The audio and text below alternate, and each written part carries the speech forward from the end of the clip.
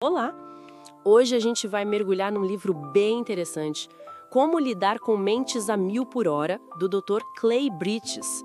A proposta aqui é acompanhar o jeito que ele explica o TDAH, sabe?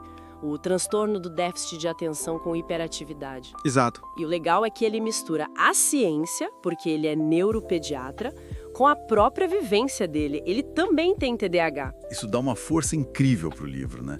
Ele não fala só como médico, mas como alguém que sente na pele. O livro funciona quase como um guia, assim, para pais, para professores e até para adultos que talvez nem saibam que tem. Entendi. E por onde ele começa essa jornada? Bom, ele primeiro arruma a casa, sabe? Explica o que é o TDAH e, assim, o ponto principal não é preguiça, não é falta de inteligência.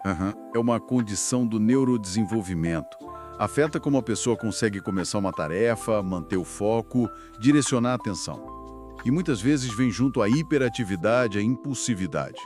Começa lá na infância, mas, olha, para muita gente segue vida adulta dentro.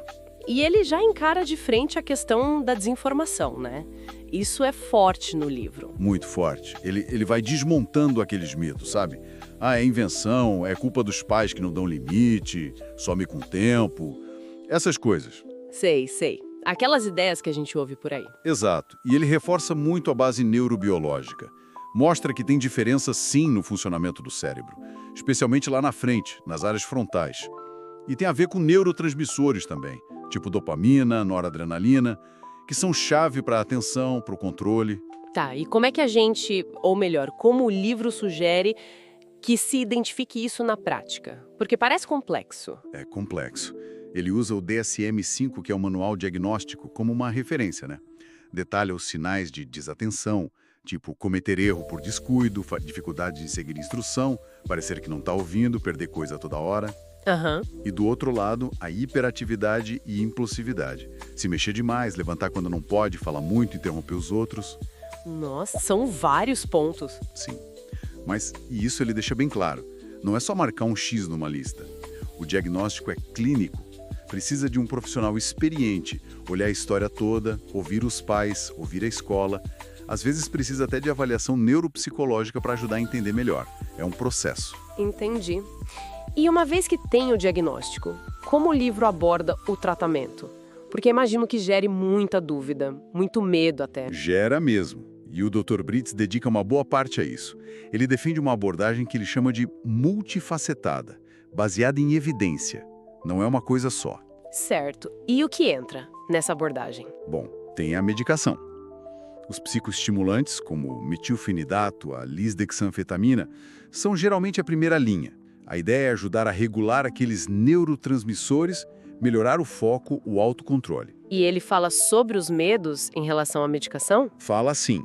Tenta desmistificar, explicando como agem, que os efeitos colaterais existem, mas são geralmente manejáveis, com acompanhamento médico. Mas ele frisa. Remédio sozinho não faz milagre. Importante isso. Fundamental. Aí entram as terapias. A terapia cognitivo-comportamental, a TCC, é super indicada. Ajuda a pessoa a entender e mudar padrões de pensamento, de comportamento que atrapalham no dia a dia. Faz sentido. E tem mais, o apoio aos pais é crucial. Treinamento para eles aprenderem a lidar melhor, usar mais reforço positivo do que punição, que pro TDAH funciona muito mal. Entendi. E também ajustes no ambiente, sabe? Organização, rotina e o suporte na escola, claro. Adaptações, comunicação constante entre escola e família, é um pacote. E a história pessoal dele, como entra nisso tudo? Você mencionou que ele tem TDAH. Isso é talvez a parte mais tocante do livro.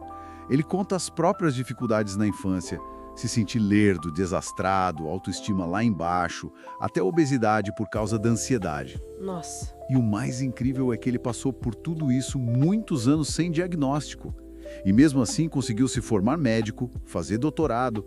A história dele é a prova viva de que sim, o TDAH traz desafios enormes, mas não é uma sentença de fracasso. Que mensagem poderosa. Muito. E isso conecta com a questão do TDA em adultos, que muitas vezes só descobre mais tarde, depois de ralar muito em relacionamento, trabalho, com mais risco de ter ansiedade, depressão junto.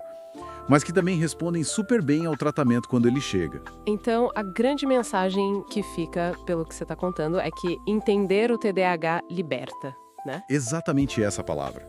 Liberta a pessoa daquela culpa que não ajuda em nada, né? Alivia a tensão na família e principalmente mostra que existem caminhos, estratégias que funcionam. Ele até menciona os direitos legais, para reforçar que é uma condição real que precisa de reconhecimento e suporte. Então, se a gente fosse resumir a jornada que o livro propõe, seria: TDAH é real, tem explicação na biologia do cérebro, o diagnóstico tem que ser sério, o tratamento envolve várias frentes e, o mais importante, com o apoio certo, dá para ter uma vida plena, realizar potencial. Perfeito. É isso. É um chamado para a informação correta, para o acolhimento e para a ação baseada no que a ciência mostra que funciona. E fica uma pulga atrás da orelha, né? Sempre fica. E aqui o livro meio que nos deixa se a gente já sabe tanto, se temos ferramentas para entender e apoiar essas mentes que funcionam de um jeito um pouco diferente, o que ainda impede a gente, como sociedade, de realmente acolher essa neurodiversidade? De focar em potencializar o que há de único ali, em vez de só querer consertar o que parece fora do padrão.